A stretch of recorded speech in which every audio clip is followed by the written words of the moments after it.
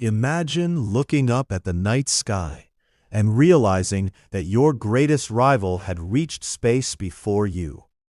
On October 4th, 1957, a polished metal sphere no larger than a beach ball changed the course of history forever. It was called Sputnik 1. As its simple radio signal echoed across the Earth, the United States was stunned. For the first time, America was no longer leading the world's greatest technological race. Fear spread throughout the nation. If the Soviet Union could launch a satellite into orbit, could they also launch nuclear weapons across continents? The answer terrified millions.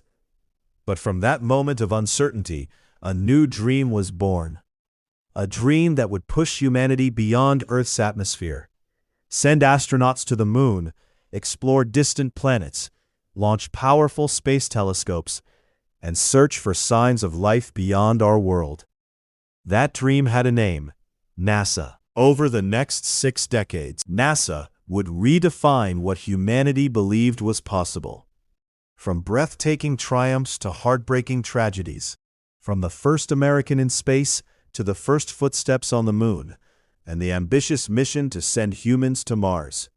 This is the incredible story of NASA, the agency that changed the future of humanity forever. The year was 1945. After 6 years of unimaginable destruction, World War II had finally come to an end. Cities across Europe lay in ruins. Entire nations faced economic collapse. More than 70 million people had lost their lives. Humanity had witnessed one of the darkest chapters in its history. But hidden beneath the devastation was a technological revolution that would soon change the future forever. Throughout the war, scientists and engineers had developed weapons unlike anything the world had ever seen.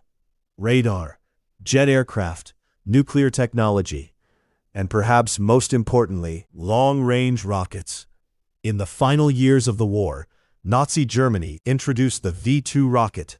It was the first long-range guided ballistic missile in history.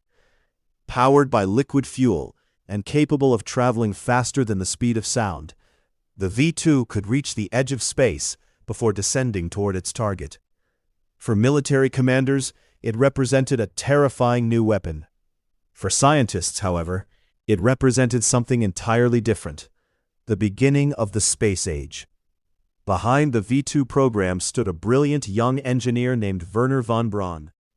Since childhood, von Braun had dreamed of building rockets that could one day carry people beyond Earth. Yet during the war, those same technologies were used to create weapons.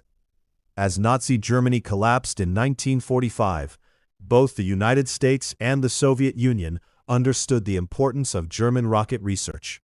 Each nation raced to capture scientists, blueprints, engines, factories, and unfinished rockets before the other. The United States launched a secret mission known as Operation Paperclip. Hundreds of German scientists, including Wernher von Braun, and many members of his rocket team, were brought to America. Their knowledge would become the foundation of the American space program. Meanwhile, the Soviet Union recovered its own collection of German engineers, rocket components, and research facilities. Both nations immediately began studying and improving the V-2. The war had ended, but another rivalry was just beginning: the Cold War. Unlike previous wars, this conflict would rarely be fought directly on the battlefield.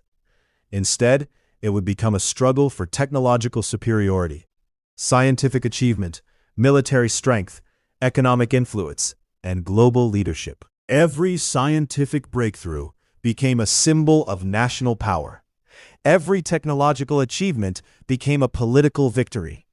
The skies above Earth were no longer empty. They had become the next great frontier. Whoever mastered rocket technology could launch satellites, explore space, and potentially deliver nuclear weapons across continents. The stakes could not have been higher. During the late 1940s and early 1950s, both the United States and the Soviet Union invested enormous resources into developing more powerful rockets. Engineers worked day and night, testing new engines, designing larger launch vehicles, pushing technology further than anyone had imagined. Neither side knew exactly who would reach space first, but both understood one simple truth. The nation that won the race to space would inspire the world, demonstrate its technological superiority, and reshape the balance of global power. The countdown to one of history's greatest competitions had begun. Soon, a small satellite launched by the Soviet Union would shock the entire world and force America to respond in ways that would ultimately lead to the birth of NASA. By the mid-1950s, the Cold War had become a battle of intelligence, technology, and national prestige. Both the United States and the Soviet Union were racing to achieve something that had never been accomplished before: to place a man-made object into orbit around the Earth. American scientists believed they were making steady progress. Military leaders remained confident. Many assumed that if anyone reached space first, it would be the United States. But on the evening of October 4th, 1957, everything changed. From a remote launch site deep inside the Soviet Union, a powerful rocket lifted into the sky. Its destination was not another country, it was space. The Soviet Union successfully placed the world's first artificial satellite into orbit. Its name was Sputnik 1. It weighed just over 83 kilograms. It carried no cameras, no scientific laboratory, no astronauts, only a simple radio transmitter. Yet every few seconds, it sent a steady signal back to Earth. Beep, beep, beep. The sound itself was simple, but its message was unmistakable. Humanity had entered the space age. Around the world, radio operators listened as Sputnik passed overhead. Newspapers rushed to print special editions. Scientists celebrated one of the greatest engineering achievements in history. But in the United States, the reaction was very different. Americans were shocked. Many could hardly believe that their greatest rival had reached space first. If the Soviet Union could launch a satellite into orbit, could they also launch nuclear warheads across continents? That frightening possibility transformed Sputnik from a scientific achievement into a national security crisis. The event became known as the Sputnik crisis. Schools immediately began placing greater emphasis on mathematics, science, and engineering. The federal government increased funding for scientific research. Military leaders demanded faster rocket development. The entire nation suddenly understood that technological leadership had become essential to national security. The pressure on the United States grew even greater just 1 month later. On November 3, 1957, the Soviet Union launched Sputnik 2. This time, the satellite carried a living passenger, a small stray dog named Laika. Although Laika would not survive the mission, she became the first living creature to orbit the Earth. The achievement demonstrated that life could survive the launch into space. It also suggested that human spaceflight might soon become possible. America could no longer afford to fall behind. Determined to respond, the United States attempted to launch its own satellite aboard the Vanguard rocket. Millions of Americans watched the launch live on television. The countdown reached 0. The rocket lifted only a short distance from the launch pad. Before suddenly losing thrust, it exploded in a massive fireball. The satellite rolled onto the ground as television cameras broadcast the failure across the nation. For many Americans, it was a humiliating moment. The Soviet Union appeared unstoppable. But failure did not end America's ambitions. Instead, it became the turning point. Political leaders, military officials, scientists, and engineers reached the same conclusion.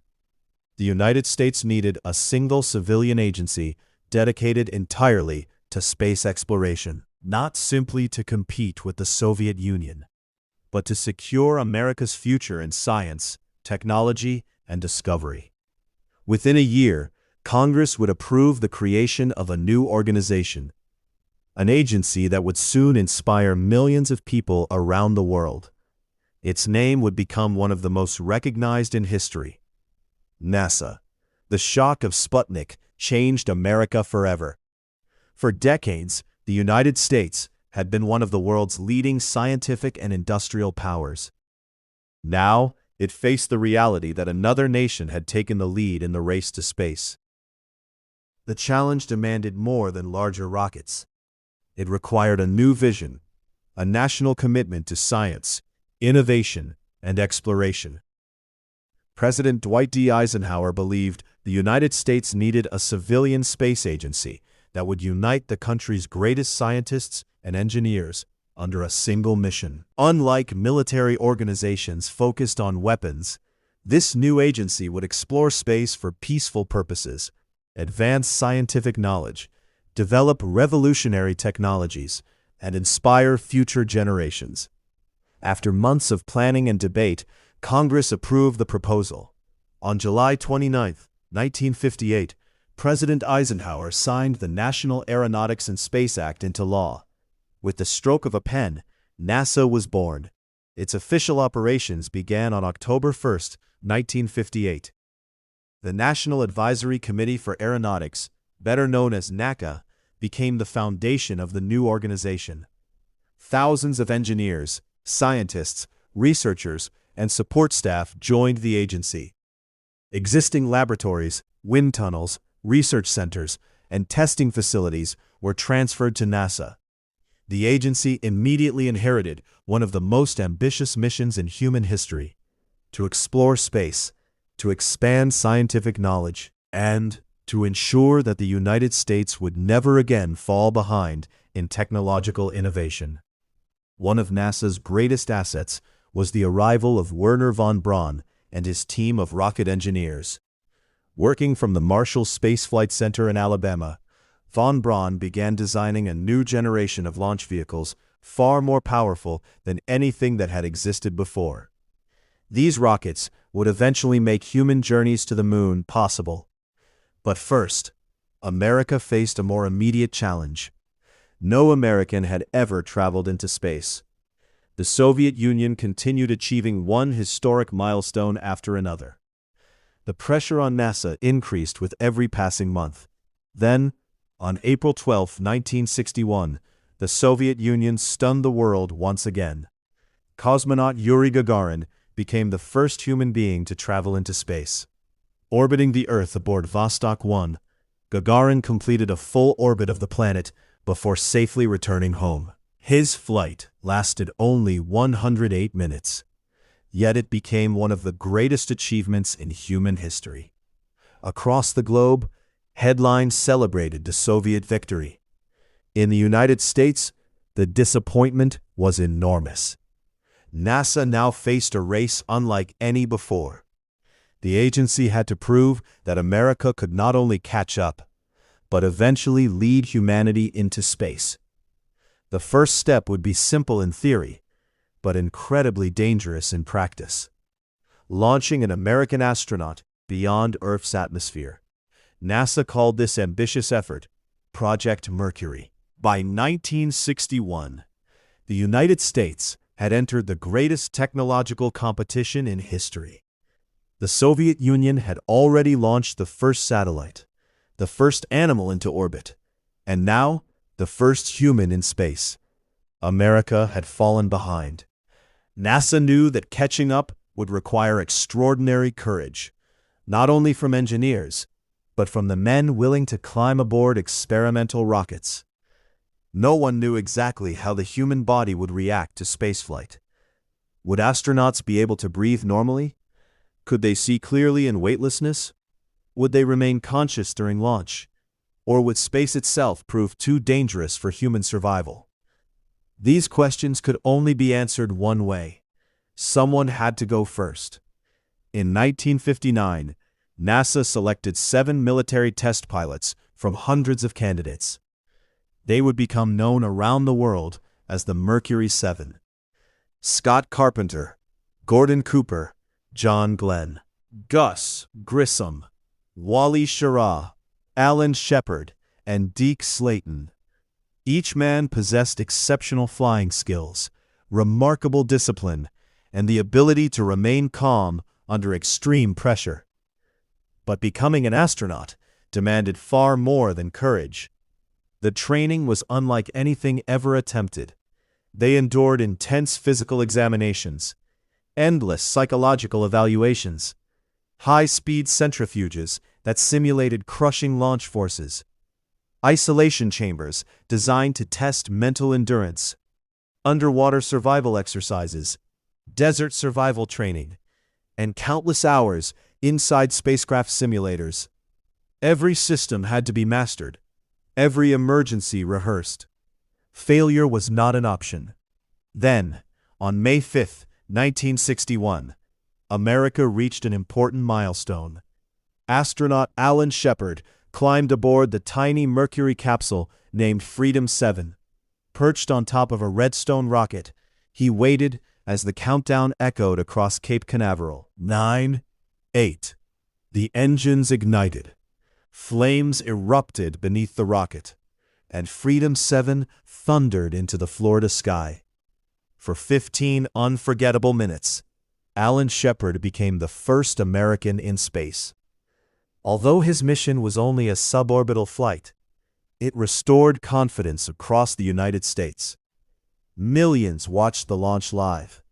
America had finally entered the space age.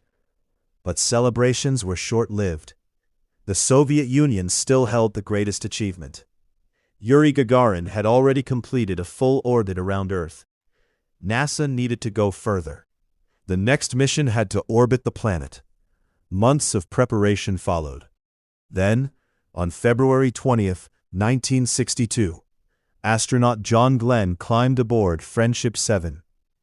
As the Atlas rocket roared into the sky, the hopes of an entire nation traveled with him. For nearly 5 hours, John Glenn circled the Earth 3 times. He became the first American to orbit the planet. The mission transformed Glenn into an international hero. Schoolchildren memorized his name. Newspapers celebrated the achievement. Around the world, America had proven that it could compete in space. Over the next several years, Project Mercury completed 6 successful crewed missions. Each flight expanded scientific knowledge. Engineers learned how astronauts adapted to weightlessness. Doctors studied the effects of spaceflight on the human body. Mission controllers refined the techniques needed to guide spacecraft safely through orbit and back to Earth. Every success brought NASA one step closer to a much greater goal. But orbiting Earth was only the beginning. To reach the Moon, astronauts would need to stay in space for days, rendezvous with other spacecraft, perform spacewalks, and master techniques never before attempted. Those challenges would become the mission of NASA's next program, Project Gemini. By 1964, NASA had achieved something remarkable. American astronauts had successfully traveled into space. They had orbited the Earth, and they had proven that the United States could compete with the Soviet Union. But President John F. Kennedy had set a far greater challenge. Before the end of the decade, America would land a man on the Moon and return him safely to Earth. It was an extraordinary goal. But there was one problem. NASA didn't yet know how to do it. The Mercury spacecraft had been designed for short missions with only one astronaut. A journey to the Moon would require something far more advanced. Astronauts would need to remain in space for days, not minutes. They would have to work outside their spacecraft. They would need to meet and connect with another spacecraft while traveling at thousands of kilometers per hour. And they would have to learn how to survive the harsh environment of space for extended periods. To master these skills, NASA created Project Gemini. Named after the constellation representing twins, Gemini carried 2 astronauts instead of 1. It became the essential bridge between Mercury and Apollo. The first crewed Gemini mission launched on March 23, 1965. Gemini 3 carried astronauts Gus Grissom and John Young into orbit. For the first time, American astronauts could change their spacecraft's orbit while in space. This ability would later prove essential for reaching the Moon. But NASA's greatest challenges still lay ahead. One of the most dangerous tasks had never been attempted by an American: leaving the safety of the spacecraft.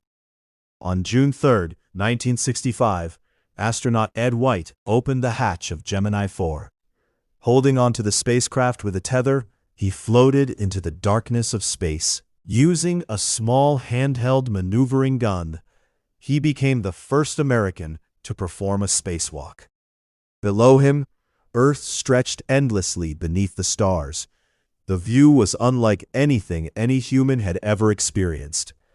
Ed White later described the moment as one of the most beautiful experiences of his life. Mission Control eventually ordered him to return inside. Reluctantly, he replied that leaving space was the saddest moment of the mission. Gemini continued breaking new ground. Astronauts spent longer periods in orbit. Some missions lasted more than a week. Doctors carefully monitored their health. Engineers studied every detail of living and working in space. NASA also mastered one of the most difficult techniques in orbital flight: rendezvous and docking. Two spacecraft, traveling at nearly 28,000 kilometers per hour, successfully met in orbit, then connected together with extraordinary precision. Moon landing would have been impossible. By the end of Project Gemini, NASA had completed 10 successful crewed missions. The agency had learned how to launch astronauts, keep them alive in space, perform spacewalks, dock spacecraft, and safely return crews to Earth. Every lesson brought America closer to President Kennedy's ambitious promise. But just as NASA prepared for its greatest challenge, tragedy struck. A devastating accident would claim the lives of 3 astronauts and force NASA to rethink everything. Before anyone could walk on the moon, the agency would first have to overcome one of the darkest days in its history. The mission was called Apollo 1. By 1967, NASA stood closer to the moon than ever before. Project Mercury had proven that Americans could survive in space. Project Gemini had taught astronauts how to live, work, and maneuver beyond Earth. The program that would attempt what many believed was impossible: landing human beings on the moon. The Apollo spacecraft was unlike anything NASA had ever built. It consisted of 3 major components: the command module, where astronauts would live during most of the mission; the service module, carrying oxygen, fuel, electricity, and propulsion systems; and the lunar module, a completely new spacecraft designed to land on the moon before returning to lunar orbit. Everything depended on Apollo. President John F. Kennedy had promised the American people that the United States would land a man on the moon before the decade ended. The world was watching. But before Apollo could fly, disaster struck. On January 27, 1967, astronauts Gus Grissom, Ed White, and Roger Chaffee entered their spacecraft for what was supposed to be a routine launch rehearsal. The rocket wasn't even fueled. Nothing was expected to go wrong. Inside the capsule, the crew completed normal system checks while engineers monitored the test from outside. Then, without warning, a spark ignited inside the cabin. The spacecraft was filled with pure oxygen. Within seconds, a tiny flame became an uncontrollable inferno. The fire spread with terrifying speed. Temperatures rose instantly. Dense smoke filled the cabin. The astronauts desperately tried to escape, but the inward opening hatch could not be opened quickly under the immense pressure building inside. Mission Control heard desperate voices over the radio. Then, silence. By the time rescue crews forced the hatch open, all 3 astronauts had lost their lives. The tragedy shocked the nation. America mourned. NASA mourned. Around the world, people questioned whether reaching the moon was worth such a terrible cost. For a moment, it seemed possible that the entire moon program might be canceled. But NASA refused to give up. Instead, engineers began one of the most comprehensive investigations in the history of space exploration. Every wire, every switch, every material, every procedure was examined in extraordinary detail. The Apollo spacecraft underwent a complete redesign. Flammable materials were removed, the cabin atmosphere was changed, electrical systems were strengthened. Most importantly, a new outward-opening hatch was installed, one that astronauts could open within seconds during an emergency. NASA learned painful lessons from Apollo 1, lessons written in sacrifice. The names of Gus Grissom, Ed White, and Roger Chaffee would forever become part of the foundation upon which every future Apollo mission would stand. Their loss was devastating, but their sacrifice helped make future missions safer. Slowly, testing resumed. Mission after mission demonstrated that Apollo was ready. Apollo 7 proved the redesigned spacecraft could safely carry astronauts into Earth orbit. Then came Apollo 8, the first mission to leave Earth's orbit entirely. For the first time in history, human beings traveled to another world.